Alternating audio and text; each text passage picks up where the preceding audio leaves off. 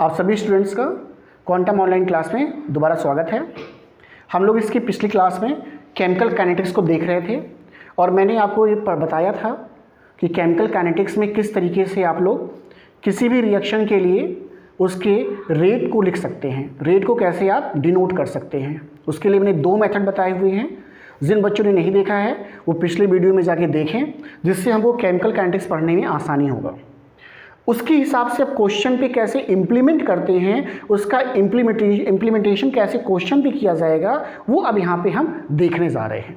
एक क्वेश्चन हमारे पास है, ऐसे क्वेश्चंस पूछे जाते हैं। एक क्वेश्चन हमारे पास है, एक क्वेश्चन दिया है for a given reaction 4NH3 gases state plus 5O2 gases state converts into 4NO gases state plus 6H2O gases state. Rate of formation of NO is, NO की रेट ऑफ फॉर्मेशन को दे रहा है, unit है मोल पर litre पर second. Question में पूछ कह रहा है rate of disappearance of NH3 and rate of formation of H2O। जब भी इस तरह की क्वेश्चन हो जहां पर आपको रेट ऑफ फॉर्मेशन या रेट ऑफ डिसअपीयरेंस दे रहा है, तो सबसे पहले इसका रेट इक्वेशन लिख लीजिए। आप जैसे रेट इक्वेशन लिख लेंगे इस तरह के क्वेश्चन आप सॉल्व कर पाएंगे। जैसे मुझे अगर लिखना होगा, इसके लिए मैं क्या लिख सकता हूँ, इसका रेट ऑफ रिएक्शन कैसे लिख सकता हूँ। तो देखिए यहाँ पे रेट ऑफ, यहाँ से मैं लिखना स्टार्ट करता हूँ थोड़ा सा पीछे से।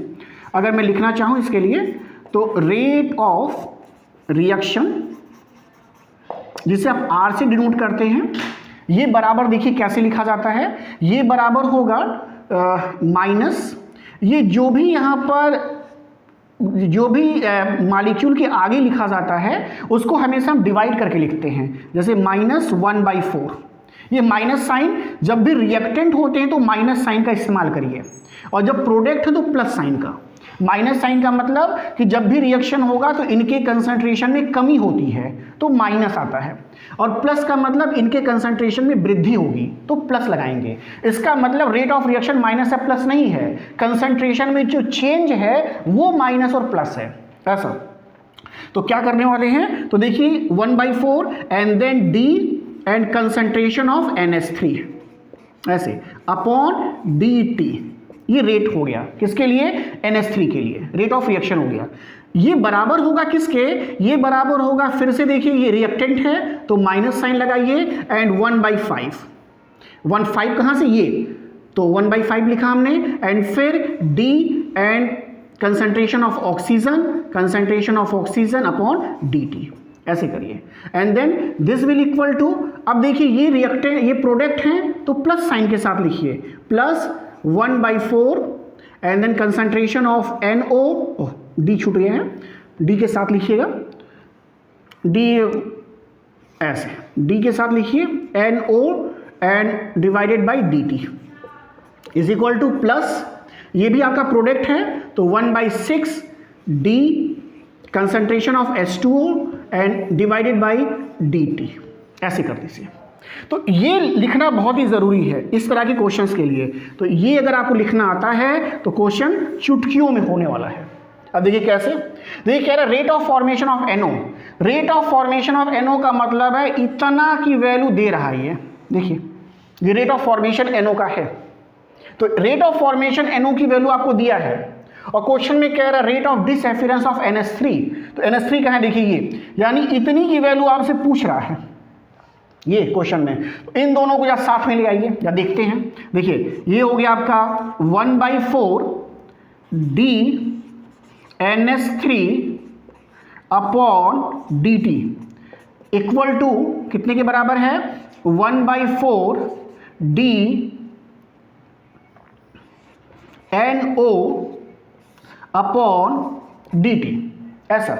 अब इतनी की वैल्यू मैंने कहा दिया हुआ है, यानी कहने का मतलब है 1/4 इंटू 3.6 इंटू 10⁻⁻3, ये वैल्यू देखिए, ये वैल्यू दिया हुआ है और ये वैल्यू आपसे पूछा जा रहा है। तो 4 देखिए यहाँ देखिए 4 यहाँ मल्टीप्लाई में है, डिवाइड में है, इधर जाएगा तो मल्टीप्लाई में हो जाएगा, यानी अगर 4 को आप ट्रांसफर करेंगे तो ऐसा हो जाएगा, और इधर बचेगा क्या, इधर बचेगा D NH3 अपॉन DT, ऐसा।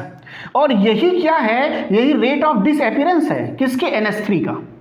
तो देखिए 4 से 4 कैंसिल कर दीजिए, तो ये कितने के बराबर हो जाएगा 3.6 इंटू 10⁻³ यूनिट कहाँ से लिखिएगा, यहाँ से देख के, यानी यूनिट हो जाएगा इसका मोल हो जाएगा, पर लीटर हो जाएगा एंड पर सेकंड हो जाएगा। आसान सा क्वेश्चन है। यानी जो आपका रेट ऑफ फॉर्मेशन था वही रेट ऑफ डिसएफिरेंस किसका है, NH3 का है। इसी तरीके से दूसरा पोर्शन करके देखते हैं वाटर के लिए, तो यहीं पर दूसरा पोर्शन करके आपको दिखाते हैं। देखिए अब क्या करिए, ये दिया है तो इसको इसके बराबर करके दिखाइए।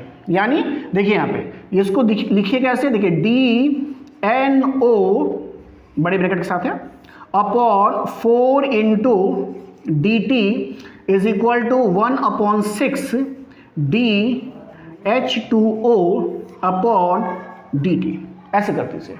अब देखिए आपको इतनी की वैल्यू निकालनी है, तो इसको इधर ले आइए, तो ये हो जाएगा DH2O अपॉन DT, 6 रहने दे रहे हैं अभी हमें, बराबर DNO अपॉन 4 इंटू DT। ये 6 इधर ले जाइएगा तो यहाँ मल्टीप्लाई में है, इधर डिवाइड हो जाएगा, तो यानी कहने का मतलब है इसी में कर दे रहे हैं, यहाँ से हटा के कर दे रहे हैं, ये हटा के यहाँ कर दे रहे हैं 6, ऐसा। तो देखिए अब क्या है, इतनी वैल्यू दी हुई है, यानी कहने का मतलब है कि 6/4 इंटू ये वैल्यू दी हुई है 3.6 इंटू 10⁻³ ऐसा, और इतनी वैल्यू आपसे पूछी जा रही है, यही है वैल्यू, ये वैल्यू आपसे पूछी जा रही है ऐसा। तो 2 से कैंसिल कर दीजिए, 3 हो जाएगा, 2 हो जाएगा, और 2 से डिवाइड करेंगे इसको तो 1.8 आ जाएगा, और इसको मल्टीप्लाई कर देंगे 1.8 को 3 से, तो ये हो जाएगा 5.4 इंटू 10⁻³ यूनिट फिर से वही होगा, यानी मोल पर लीटर पर सेकंड। तो इस तरीके से हम इस क्वेश्चन को सॉल्व कर सकते हैं। तो ऐसे क्वेश्चन आपको सॉल्व करने आने चाहिए। तो आप इसको फिर से एक बार देख लेंगे, स्क्रीनशॉट रख लीजिएगा इसका, और इसको कॉपी में उतार भी लीजिए, जिससे आपको आसानी रहेगा। अब देखते हैं इसमें कुछ और भी टॉपिक देखते हैं, और उस टॉपिक को हम कैसे आगे पढ़ते हैं उसकी जानकारी लेते हैं। तो अगला जो हमारा टॉपिक है, नेक्स्ट जो हमारा टॉपिक होने वाला है, वो हमारा टॉपिक है, नेक्स्ट टॉपिक हमारा जो इसमें है हम देखने वाले हैं, हाँ, रेट कांस्टेंट के बारे में। या रेट कांस्टेंट देखिए क्या चीज़ है। अभी रेट कांस्टेंट हम इसके पहले जो है निकालना सीख चुके हैं, लेकिन बाय डेफिनेशन ये क्या होने वाला है रेट कांस्टेंट, ज़रा इस बात को समझने का प्रयास करिए कि रेट कांस्टेंट को बाय डेफिनेशन हम कैसे लिखते हैं और कैसे इसको हम निकालते भी हैं। तो अगला हमारे हेडिंग होगा, उसे हम कहते हैं, next heading is a rate constant. ये हमारा अगला हेडिंग है। तो रेट कांस्टेंट देखिए हम कैसे निकालते हैं, किस तरीके से हम इसको लिखते हैं। तो एक सिंपल पहले एक रिएक्शन लिख लीजिए। रिएक्शन सपोज करिए A plus B and B, और ये कन्वर्ट हो रहा है किसमें, प्रोडक्ट में, एक ऐसा। अब इसके लिए अगर आपको रेट ऑफ रिएक्शन लिखना है तो आप कैसे लिख सकते हैं, तो रेट ऑफ रिएक्शन जिसे आप R से दिखाते हैं, और वो क्या होगा, वो प्रोपोर्शनल कैसे होगा, तो वो प्रोपोर्शनल होगा A के कंसंट्रेशन पे ऐसे, और जो भी यहाँ पे नंबर्स होते हैं वो पावर में जाते हैं ऐसे, and dot B and B⁴ ऐसा। यानी ये इसके एक्टिव मास को दिखा रहा है। अगर मान लीजिए A रिएक्टेंट है तो इसका A पोर्शन ही रिएक्शन में पार्टिसिपेट कर रहा है, B रिएक्टेंट है तो इसका B पोर्शन ही रिएक्शन में पार्टिसिपेट कर रहा है, मतलब ये इसके एक्टिव कंसंट्रेशन को बता रहा है इस तरीके से। तो अब हम इस प्रोपोर्शनल साइन को हटाएं तो R इज इक्वल टू हम लिख सकते हैं K and A⁴A and B⁴B ऐसा। और ये जो K आप देख रहे हैं here, K is a rate constant, इसी को रेट कांस्टेंट के नाम से भी जानते हैं, और इसी का डेफिनेशन देखने जा रहे हैं कि इसको हम डिफाइन कैसे करेंगे। तो अब देखिए, अगर हम सपोज करें कि जो कंसंट्रेशन A का है वो 1 है, और अगर ये सपोज करें कि आपका B का जो कंसंट्रेशन है ये भी 1 है ऐसा, तो इसी इक्वेशन से क्या हो जाएगा, R इज इक्वल टू क्या हो जाएगा, K A⁴1 हो जाएगा डॉट B⁴1 ऐसा। किसी का पावर 1 है तो 1 ही रहता है, यानी R इज इक्वल टू हो जाएगा K ऐसा। ये यानी अगर रिएक्टेंट की कंसंट्रेशन यूनिट है, अगर यूनिट कंसंट्रेशन आप रिएक्टेंट के ले रहे हो तो आपका रेट ऑफ रिएक्शन जो है रेट कांस्टेंट के बराबर होगा। Rate of reaction rate constant के बराबर होगा। तो बाय डेफिनेशन हम इसको कैसे लिखेंगे? तो बाय डेफिनेशन हम इसको लिख दे रहे हैं, आप इसको नोट कर लीजिए। बाय डेफिनेशन अगर मुझे लिखना होगा तो हम लिखेंगे रेट कांस्टेंट, इसे ऊपर से हटा दे रहे हैं, यहां से यहां डेफिनेशन लिख दे रहे हैं, आपको साफ साफ दिखाई देगा। अगर हम बाय डेफिनेशन इसको लिखना चाहेंगे तो हम लिख सकते हैं कि रेट, डेफिनेशन इसलिए लिख रहे हैं कि आप इसको नोट कर सके, rate constant is the rate of reaction, is the rate of reaction when concentration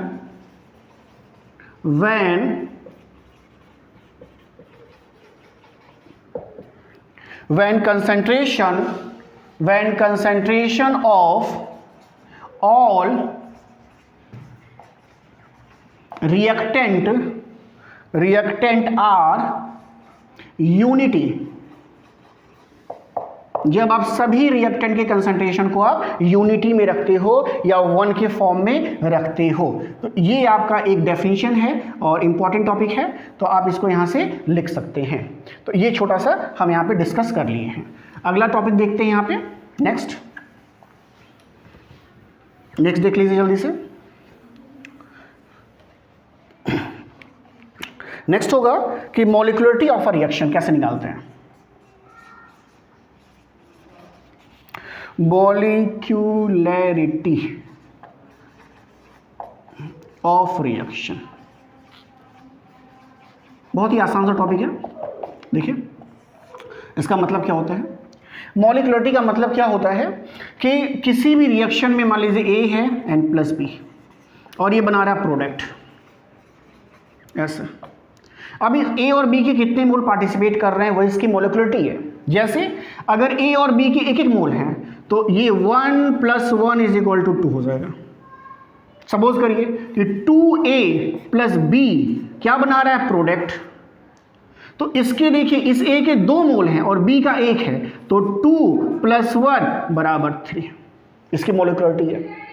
तो मॉलिक्यूलरिटी निकालना बड़ा आसान है, जितने नंबर ऑफ मोल्स रिएक्शन में रिएक्टेंट के पार्टिसिपेट कर रहे हैं वही उसकी मॉलिक्यूलरिटी होती है। जैसे बाय डेफिनेशन अगर हम लिख दें यहाँ पे बाय डेफिनेशन, फिर एक दो एग्जांपल आपको दे देंगे तो मॉलिक्यूलरिटी आप समझ जाएंगे।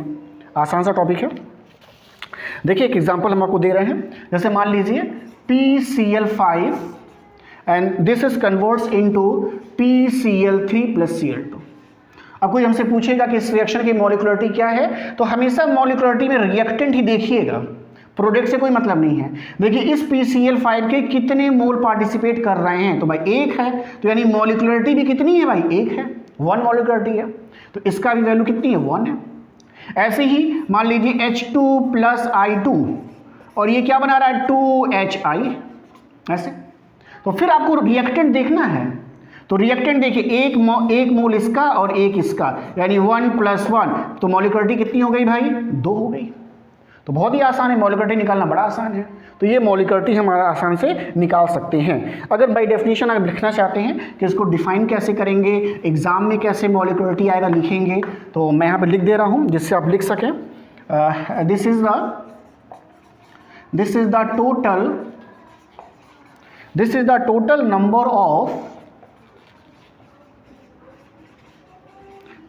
Total number of molecules of reactants. ये खास इंपॉर्टेंट है रिएक्टेंट्स, कि रिएक्टेंट्स से आपको देखने हैं, reactants which take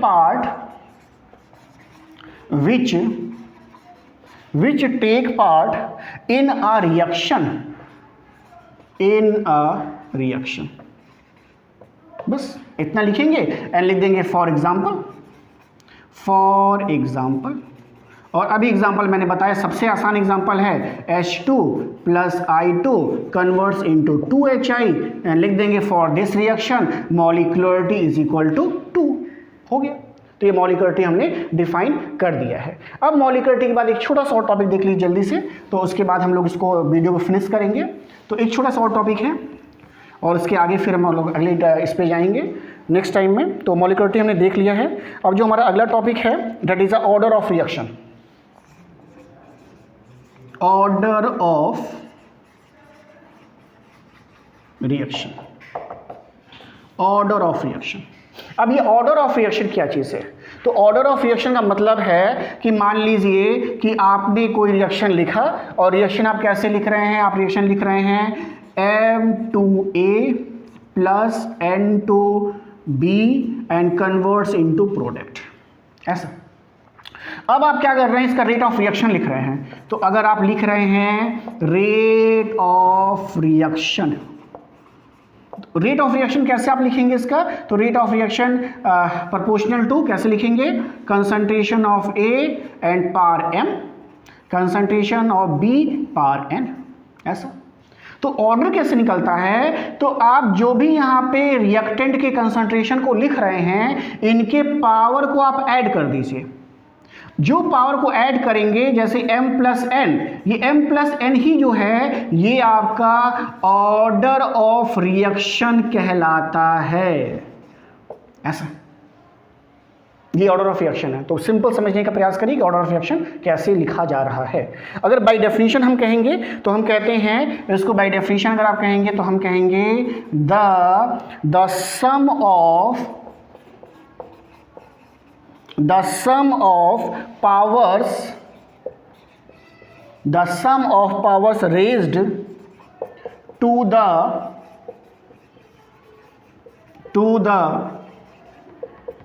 concentration terms in rate law is called as order of reaction, ऐसा। तो ऑर्डर ऑफ रिएक्शन को देख करके नहीं बताया जा सकता है, इसको हम एक्सपेरिमेंटली निकालते हैं या ग्राफिकली आपको बता सकते हैं। किसी भी रिएक्शन को हम लिखें उसको देख करके नहीं बता सकते कि इसका ऑर्डर क्या है। मॉलिक्युलरिटी आप बता सकते हैं देख करके, और मॉलिक्युलरिटी 3 से ज़्यादा भी नहीं होती है, रेयर है, क्योंकि एक साथ 3 मॉलिक्यूल जो है कोलाइड बहुत रेयर करते हैं और 3 से ज़्यादा तो करते ही नहीं हैं। तो मॉलिक्युलरिटी अक्सर 3 से ज़्यादा नहीं पाई जाती है। ऑर्डर ऑफ रिएक्शन जो है 0 भी हो सकता है, 1 भी हो सकता है, 2 भी हो सकता है, और स्यूडो टाइप का भी ऑर्डर ऑफ रिएक्शन देखने को मिलेगा। तो जो नेक्स्ट टॉपिक हमारा होगा उसमें हम ढेर सारे ऑर्डर के बारे में पढ़ेंगे, उनके इंटीग्रेटेड इक्वेशंस को निकालना सीखेंगे। तब तक आप इसको अच्छे से देख लें, समझ लें, और अगले वीडियो में हम इसे देखेंगे। तो लाइक करें हमारे वीडियो को, सब्सक्राइब करें। Thank you.